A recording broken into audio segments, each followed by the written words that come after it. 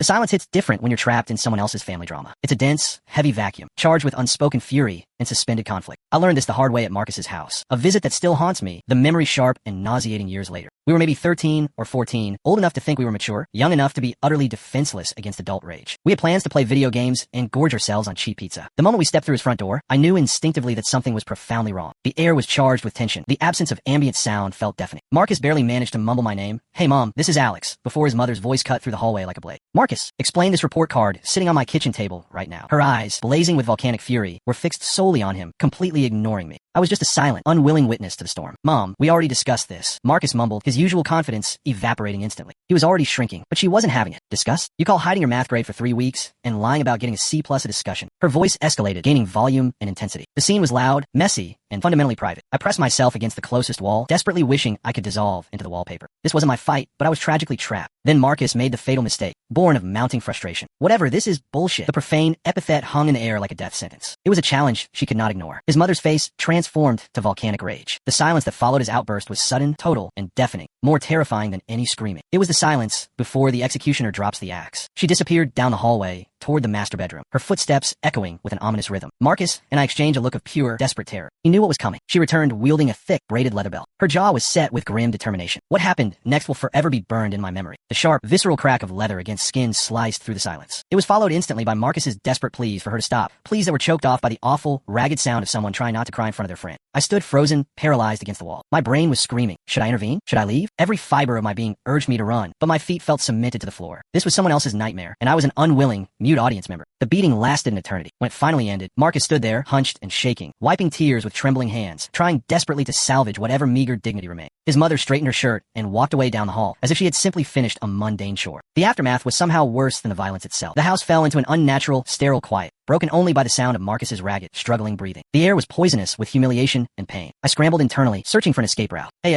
my mom just texted me." I lied, barely forming the words. My voice cracked. "Family emergency. I really need to head home right now." Marcus, already retreating into a shell of numbness, simply nodded, avoiding my eyes. He understood the lie for what it was, a desperate plea for mercy. I practically sprinted to the front door, gulping the cool, outside air like I'd been drowning in poison water. The walk home felt surreal. That was 15 years ago, and I still think about it. Not just the physical violence, but the profound helplessness, being trapped in someone else's trauma with no roadmap for escape. Some experiences change you forever. They shatter the illusion of domestic normalcy and show you that behind closed doors, some families truly live in war zones. And sometimes, you accidentally become a psychological casualty just by being there. We never talked about what happened. Some wounds are simply too deep and too shameful for words.